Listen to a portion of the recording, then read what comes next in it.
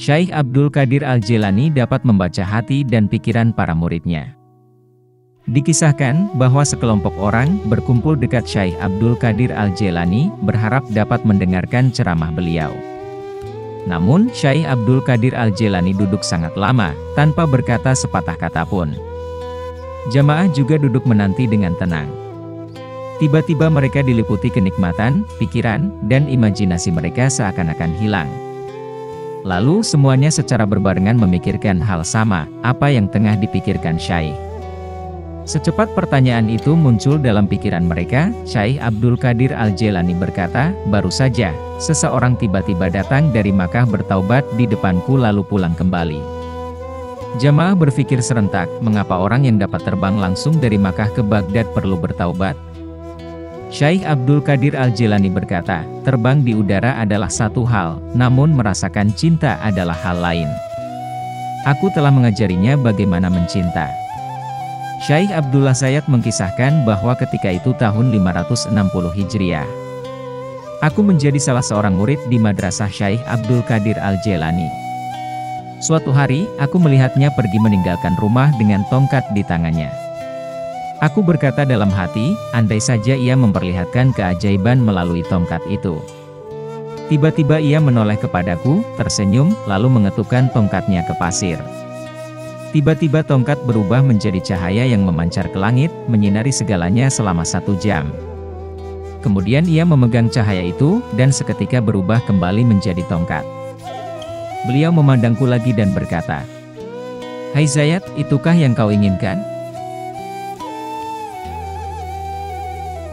Jangan ceritakan keluh kesahmu kepada makhluk." Syekh Abu Muhammad Al-Jauni berkata, "Suatu ketika aku menghadap Syekh Abdul Qadir Jailani, dalam keadaan miskin dan keluargaku sudah 3 hari tidak makan. Aku masuk dan mengucapkan salam untuk beliau, beliau membalas salamku kemudian berkata, 'Jauni, lapar adalah salah satu dari harta al-haq yang tidak akan diberikannya kecuali kepada yang dia cintai. Apabila seorang hamba sudah 3 hari tidak makan, dia akan berfirman, demi aku, engkau telah bersabar. Demi keagunganku, akan aku suapi engkau sesuap demi sesuap, dan akan aku minumkan engkau seteguk demi seteguk.' Saat aku hendak berbicara, beliau memberikan isyarat kepadaku untuk diam dan kemudian berkata, apabila seorang hamba ditimpakan bencana oleh Allah, kemudian dia tidak menceritakan kesusahannya, maka dia akan mendapatkan 2 pahala. Akan tetapi, jika dia menceritakannya kepada orang lain, maka ia akan mendapatkan 1 pahala. Setelah itu beliau memintaku untuk mendekat dan memberikan sesuatu secara sembunyi-sembunyi. Baru aku berniat untuk berbicara, beliau berkata, diam dan tidak menceritakan lebih utama dan lebih baik daripada kemiskinan."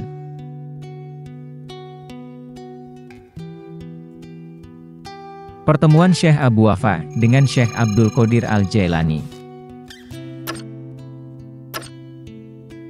Syekh Mathar meriwayatkan, pada suatu hari ketika saya sedang berada di Zawiyah Syekh Abu Wafa, guruku, di daerah Kailamaya, beliau berkata kepadaku, "Ya Mathar, tutup pintu, dan jika ada seorang pemuda ajam, non-Arab, datang dan memohon untuk masuk, jangan beri dia izin." Aku pun melaksanakan perintah beliau. Ternyata yang datang adalah Syekh Abdul Qadir, yang pada waktu itu masih seorang pemuda. Beliau memohon izin untuk masuk, namun Syekh Abu Wafa tidak mengizinkannya masuk. Saat itu, aku melihat Syekh Abu Wafa berjalan hilir mudik dalam zawiyah dengan gelisah. Setelah itu, beliau mengizinkannya untuk masuk. Ketika Syekh Abu Wafa melihat Syekh Abdul Qadir, beliau melangkah mendekat dan memeluknya beberapa lama seraya berkata, "Abdul Qadir, demi yang Maha Agung, aku tidak mengizinkanmu masuk pertama kali bukan karena adanya keinginan zalim terhadap hamu, akan tetapi, karena takut terhadap dirimu. Setelah aku mengetahui bahwa engkau ingin belajar kepadaku dan menaatiku, baru aku merasa aman."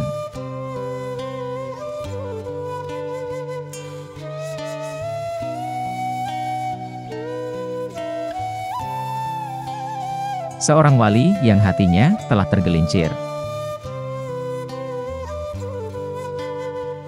Dalam riwayat lain, Syekh Al-Muzaffar Mansur bin Mubarak Al-Wasiti berkata, Ketika Syekh Abdul Qadir sedang duduk di atas bantal, pada suatu waktu, seseorang berkata kepadanya, "Si Fulan," sambil menyebutkan sebuah nama yang masyhur pada saat itu dengan karomah, ibadah, halwat dan zuhud serta ketaatan, telah berkata, "Aku telah melewati makom, kedudukan, Nabi Allah Yunus alaihi salam.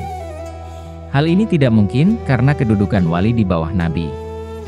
Mendengar hal tersebut, Syekh Abdul Qadir menegakkan duduknya, dan kemarahan terbayang jelas di wajah beliau.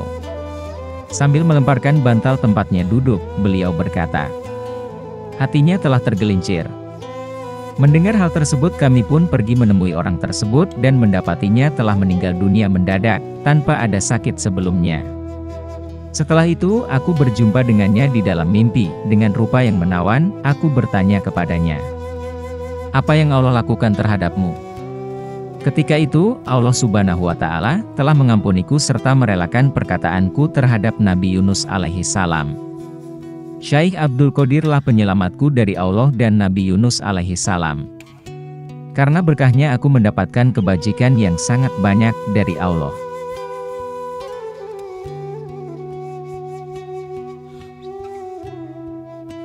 Syekh Syihabuddin Umar Surawardi mendapatkan ilmu laduni.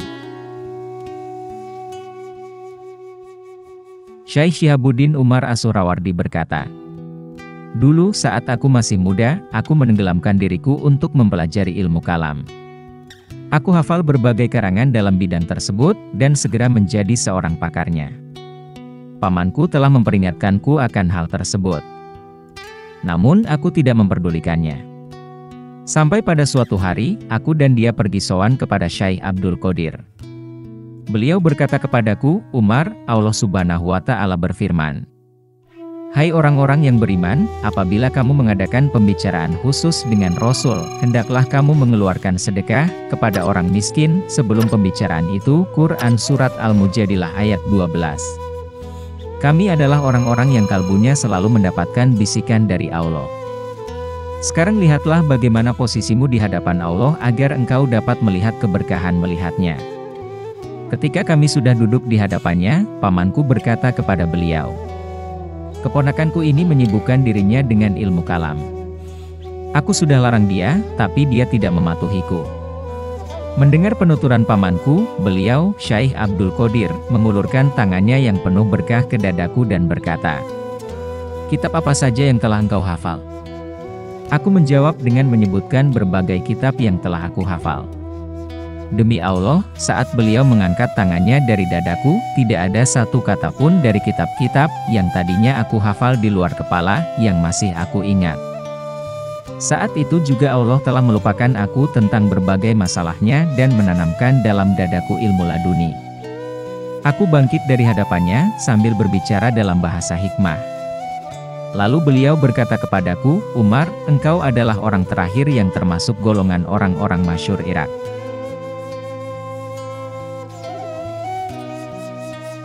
Seekor burung pipit terbang di atas kepala Syekh Abdul Qadir, lalu jatuh dan mati.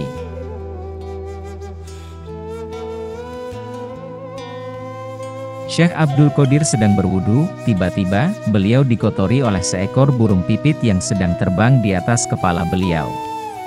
Kemudian Syekh mengangkat kepala dan dilihatnya burung pipit itu, maka jatuhlah burung itu dan mati. Kemudian, pakaian yang sedang beliau pakai yang dikotori tadi, lalu dicucinya dan disedekahkan sebab kematian seekor burung pipit. Beliau berkata, "Kalau sekiranya kami berdosa karena matinya seekor burung pipit, maka kain ini sebagai kifaratnya."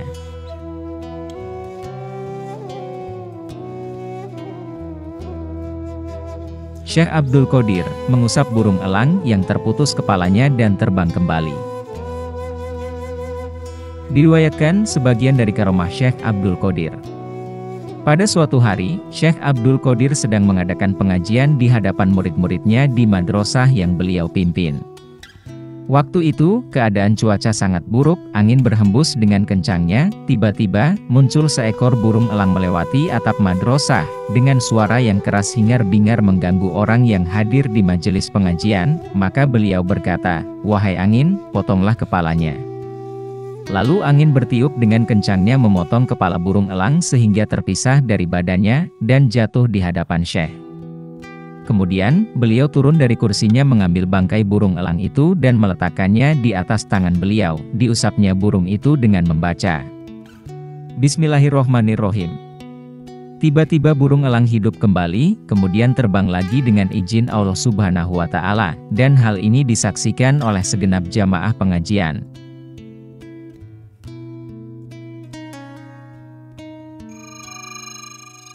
Syekh Abdul Qadir tiap tahun membebaskan hamba sahaya dari perbudakan, serta nilai busana. Pada sebagian kitab manakib meriwayatkan bahwa Syekh Abdul Qadir tiap hari raya sudah menjadi tradisi beliau membeli beberapa hamba sahaya, untuk dimerdekakan dari belenggu perbudakan. Setelah dimerdekakan, demi membina kemantapan lebih lanjut, Syekh mengusulkan mereka kepada Allah Subhanahu wa Ta'ala. Syekh Abdul Qadir bila berpakaian, beliau memakai pakaian yang serba indah, bagus dan mahal harganya.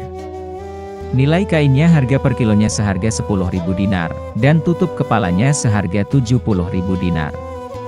Terompahnya untuk alas kaki yang beliau pakai bertaburan intan berlian dan jamrud. Paku terompahnya terbuat dari perak. Namun, pakaian yang serba mewah dan indah itu bila ada orang yang memintanya, saat itu juga langsung beliau berikan.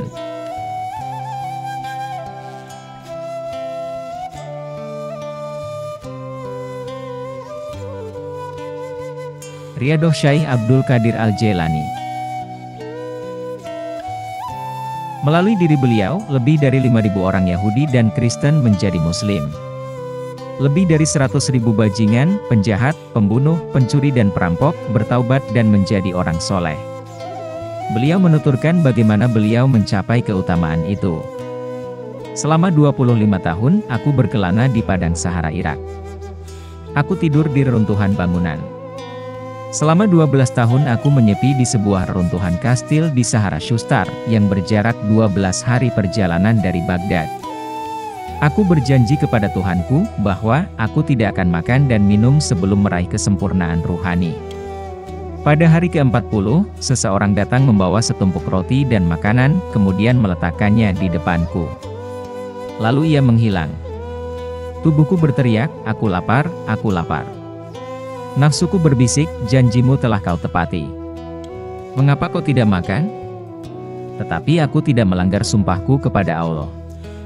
Saat itu Abu Sa'idi Al-Muharrami lewat di hadapanku. Ia mendengar jeritan lapar tubuhku. Ia menghampiriku dan ketika melihat keadaanku yang lemah, ia berkata, apa yang kulihat dan kudengar ini, wahai Abdul Qadir? Jawab Syekh Abdul Qadir Al-Jailani, jangan hiraukan wahai sahabatku. Itu hanyalah suara nafsu yang menantang dan tidak setia. Padahal jiwaku tunduk kepada Tuhanku dengan keadaan gembira, tenang dan bahagia. Datanglah ke madrasahku di Bab Al-Ajaz, pinta Abu Sa'idi.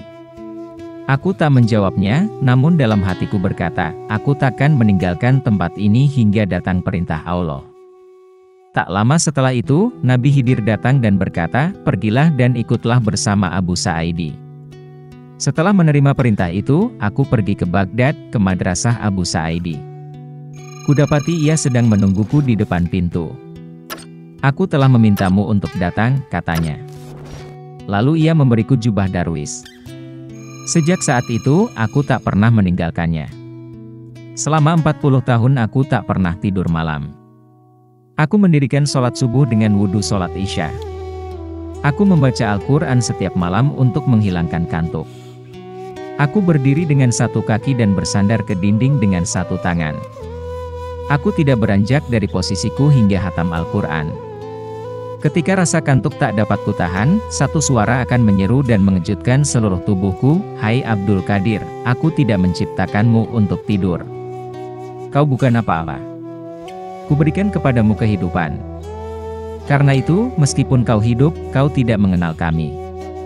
Suatu hari, seseorang bertanya, wahai Abdul Qadir, kami mendirikan sholat, berpuasa, dan menaklukkan nafsu sepertimu. Mengapa kami tidak menerima tingkatan ruhani yang tinggi dan mendapatkan karomah sepertimu? Syekh Abdul Qadir Al-Jailani menjawab, pantas saja, kau hanya berusaha menyaingiku dalam amal. Kau kira telah melakukan apa yang kulakukan, padahal kau hanya meniruku. Kau mencerca Allah karena tidak memberimu imbalan yang sama. Allah adalah saksiku ketika aku tak makan dan tak minum kecuali jika penciptaku memerintahkanku untuk makan dan minum. Kau berhak atasnya karena aku dan demi tubuh yang telah kuberikan kepadamu. Tak pernah kulakukan sesuatu pun tanpa perintah Tuhanku.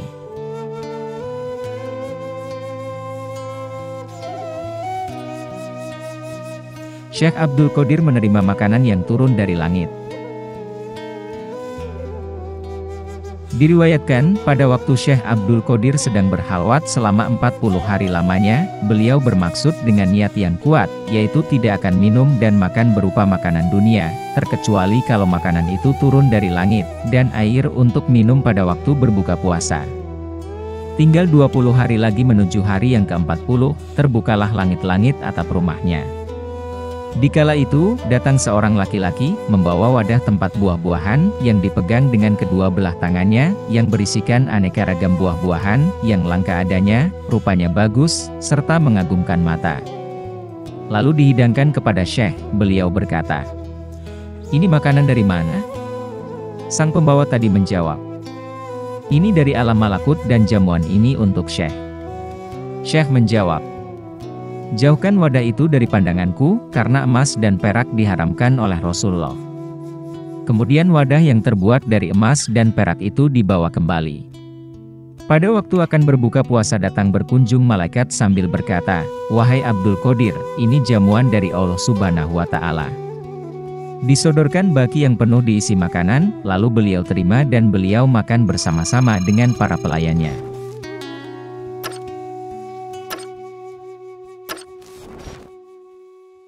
Ketika hujan takut kepada Syekh Abdul Qadir Al-Jailani.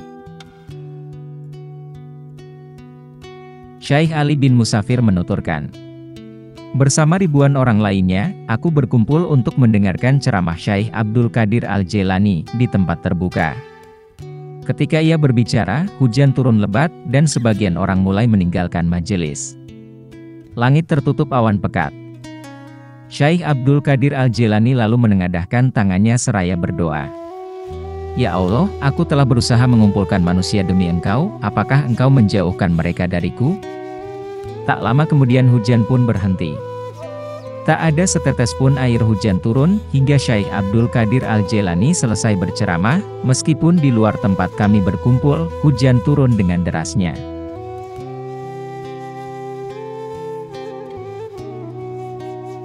Masyarakat yang menderita penyakit taun, sembuh dengan rumput dan air madrasah Syekh. Para ulama meriwayatkan, pernah terjadi pada zaman Syekh Abdul Qadir, telah berjangkit wabah penyakit taun sehingga ratusan ribu orang yang meninggal dunia. Berduyun-duyun masyarakat datang minta pertolongan kepada Syekh, beliau mengumumkan kepada masyarakat, "Barang siapa yang memakan rumputan yang tumbuh di sekitar madrasahku, Allah akan menyembuhkan penyakit yang diderita masyarakat." Karena terlalu banyak yang sakit dan rumputan sebagai obat penangkal tidak cukup malah sudah habis, lalu Syekh mengumumkan lagi, "Barang siapa yang meminum air madrasahku akan disembuhkan Allah." Mendengar pengumuman itu, para penderita penyakit, mereka beramai-ramai minum air yang ada di sekitar madrasah Syekh. Seketika itu juga mereka menjadi sembuh kembali, sehat walafiat. Penyakit taun yang mengganas segera lenyap.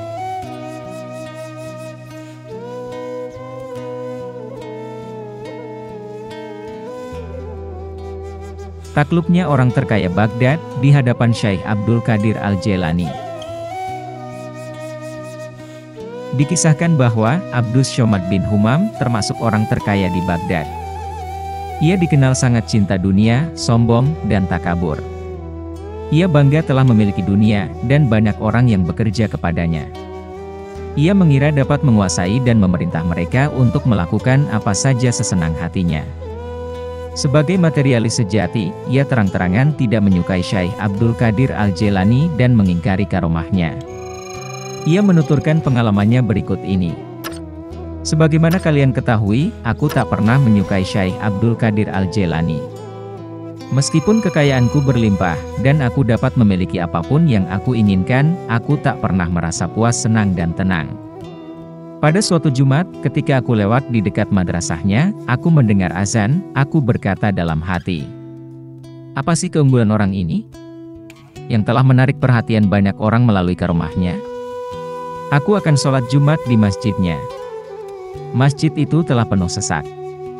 Aku merengsek, menerobos kerumunan orang, dan kuperoleh tempat persis di bawah mimbar. Syekh Abdul Qadir Al-Jilani mulai menyampaikan khutbahnya dan apapun yang dikatakannya membuatku jengkel. Tiba-tiba aku merasa mulas ingin buang hajat. Tetapi aku tak dapat keluar dari masjid. Aku takut dan sangat malu, karena rasa mulas itu tak dapat kutahan. Perasaan jengkelku kepada Syekh Abdul Qadir Al-Jilani kian menjadi-jadi. Namun, ketika aku dibasahi keringat dingin karena malu dan menahan mulas, pelan-pelan Syekh Abdul Qadir Al-Jilani menuruni tangga mimbar dan berdiri di atasku. Seraya berkhutbah, ia menutupiku dengan bagian bawah jubahnya. Tiba-tiba saja, aku telah berada di lembah yang hijau dan indah. Kulihat sebuah sungai kecil yang mengalirkan air yang jernih. Segera saja aku buang hajat, lalu membersihkan diri dan berwudu. Setelah itu, kudapati diriku kembali berada di bawah jubah Syekh Abdul Qadir Al-Jilani. Ia pun kembali ke atas mimbar. Aku sangat takjub. Tidak hanya perutku yang merasa nyaman, hatiku pun merasa tentram, semua kejengkelan, amarah dan kekesalan sirna sudah. Usai sholat, aku keluar dari masjid dan pulang. Di tengah jalan, aku sadar bahwa kunci lemariku hilang. Aku kembali ke masjid dan mencarinya, namun tak kutemukan. Keesokan harinya, aku harus melakukan perjalanan niaga. 3 hari perjalanan dari Baghdad. Kami tiba di sebuah lembah yang sangat indah. Seakan-akan dituntun ke tepi sungai yang sangat jernih. Aku langsung teringat bahwa disinilah aku buang hajat dan membersihkan diri. Kini sekali lagi ku bersihkan diri. Dan ternyata, di sana kutemukan kembali kunci lemariku. Sekembali ke Baghdad, aku menjadi pengikut Syekh Abdul Qadir Al-Jilani. Tulang belulang ayam hidup kembali, berkat karomah Syekh Abdul Qadir. Diriwayatkan, ada seorang perempuan datang menghadap Syekh Abdul Qadir, mengantarkan anaknya untuk berguru pada Syekh, untuk mempelajari ilmu suluk. Syekh memerintahkan agar si anak harus belajar dengan tekun, mengikuti cara-cara orang salaf dan ditempatkan di ruang kholwat. Beberapa hari kemudian, si ibu selaku orang tua murid, datang menengok anaknya dan dilihat tubuh anaknya itu menjadi kurus, makannya hanya roti kering dan gandum. Si ibu kemudian masuk ke ruang Syekh, dan melihat di hadapannya tulang-tulang sisa makanan daging ayam yang sudah bersih. Ibu itu berkata, "Menurut penglihatan saya, Tuan Syekh makan dengan makanan yang serba enak. Sedang anak saya badannya kurus karena makanannya hanya bubur gandum dan roti kering, untuk hal itu apa maknanya sehingga ada perbedaan?" Mendengar pertanyaan itu, lalu Syekh meletakkan tangannya di atas tulang belulang ayam sambil berkata, "Kumi bi'idznillahi ta'ala, ala jiuhil idzoma wahya romim." Berdirilah dengan izin Allah yang menghidupkan tulang belulang yang sudah hancur. Lalu berdirilah tulang belulang itu menjadi ayam kembali sambil berkokok. La ilaha illallah, Muhammadur Rasulullah, Syekh Abdul Qadir Waliullah. Syekh berkata pula kepada orang tua anak itu, "Kalau anakmu dapat berbuat seperti ini, maka ia boleh makan seenaknya asal yang halal." Ibu itu merasa malu oleh Syekh dan mohon maaf atas prasangka yang buruk. Dengan keyakinan yang bulat, ibu itu menyerahkan anaknya kepada Syekh untuk dididik.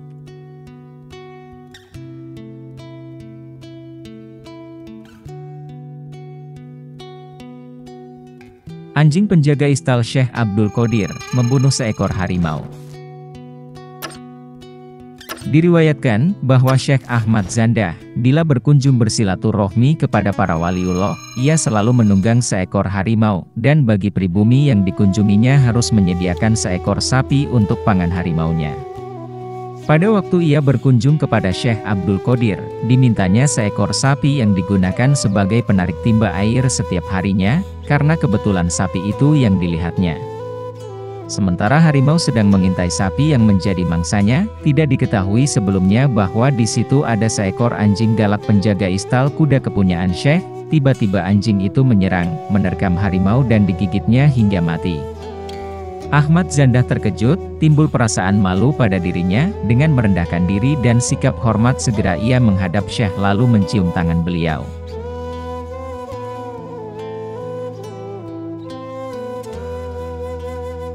Syekh Abdul Qadir membeli 40 ekor kuda untuk cadangan obat orang sakit. Diriwayatkan, ada seseorang yang bertempat tinggal di suatu tempat, agak jauh dari kota Baghdad. Terbetik berita yang sampai kepadanya, tentang kemasyhuran Syekh Abdul Qadir. Ia bermaksud akan berziarah berkunjung ke rumah Syekh, karena terdorong rasa mahabbah.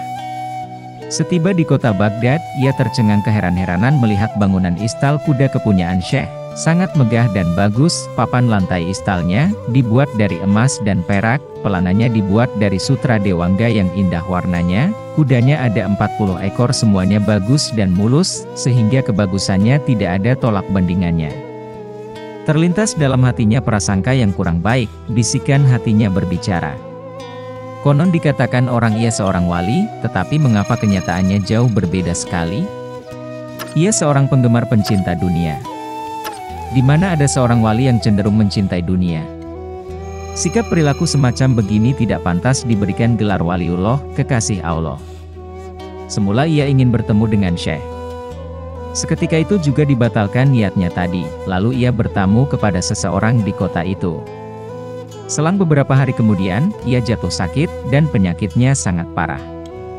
Tidak ada seorang dokter pun di kota itu yang mampu mengobati penyakitnya. Kebetulan ada seorang ulama ahli hikmah, ia memberi petunjuk, katanya. Menurut diagnosa penyakitnya itu sangat canggih, sulit untuk bisa sembuh, kecuali kalau diobati dengan terapi hati kuda sebanyak 40 hati kuda, baru bisa sembuh, dengan persyaratan kudanya harus mempunyai sifat dan bentuk khas tertentu. Di antara mereka ada yang memperhatikan, dan menyarankan segera menghubungi Syekh Abdul Qadir, karena beliaulah yang memiliki beberapa ekor kuda dan mempunyai sifat bentuk khas yang diperlukan itu. Mintalah kepada beliau pertolongan dan bantuannya. Beliau seorang dermawan dan suka memberi pertolongan. Di waktu mereka menghadap Syekh, dengan sukarela beliau mengabulkan permintaan mereka, setiap harinya disembelih seekor kuda untuk diambil hatinya, sehingga kuda yang 40 ekor itu habis semuanya. Dengan pengobatan 40 hati kuda, sembuhlah orang itu dari penyakitnya, ia sembuh sehat seperti sedia kala. Dengan rasa syukur yang tiada hentinya diiringi rasa malu, ia datang menghadap Syekh untuk mohon ampunannya. Syekh Abdul Qadir berkata, "Untuk diketahui olehmu, bahwa sejumlah ekor kuda yang kubeli itu, sebenarnya cadangan dan bagian untukmu, karena aku tahu, bahwa kamu akan mendapat musibah menderita penyakit parah, yang tidak ada obatnya, kecuali harus dengan 40 kerat hati kuda. Aku tahu maksudmu, semula kamu datang berziarah kepadaku, semata-mata didorong rasa cinta kepadaku, namun waktu itu, kamu berprasangka buruk, dan kau tidak tahu hal yang sebenarnya, sehingga kamu bertamu kepada orang lain."